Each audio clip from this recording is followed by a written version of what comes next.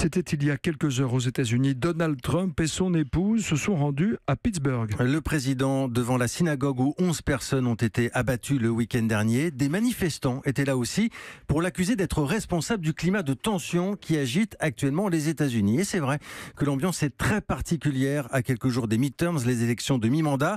Donald Trump attendu en meeting aujourd'hui à Fort Myers, en Floride. Notre envoyé spécial, Sébastien Krebs, est déjà sur place. Il a suivi pour vous le travail des militants en mode porte-à-porte. Reportage édifiant. Greg frappe aux portes des maisons pour les démocrates depuis l'époque Obama. Il n'a jamais vu une campagne comme ça. Il raconte les insultes, les dégagés, les portes qui lui claconnaient. Pour lui, cette violence vient de Trump lui-même. Ces appels à la violence, ces théories du complot, tout est là. Et quand on est un peu de gauche, on est forcément anti-américain. C'est plus extrême. Cette mère de famille qui lui ouvre son pavillon est bien d'accord avec lui. D'origine amérindienne, elle a longtemps voté républicain. Plus maintenant. Trump ravive le racisme et les gens se tournent le dos. Il donne le sentiment que les racistes peuvent se montrer.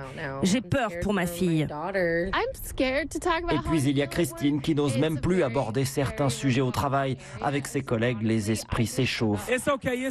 Des tensions qui s'invitent jusque dans les petits meetings de campagne un peu plus tard dans une salle municipale. C'est le discours d'un candidat démocrate qui est interrompu par deux perturbateurs hurlant des insultes. Fort Myers, Sébastien Krebs, Europe 1.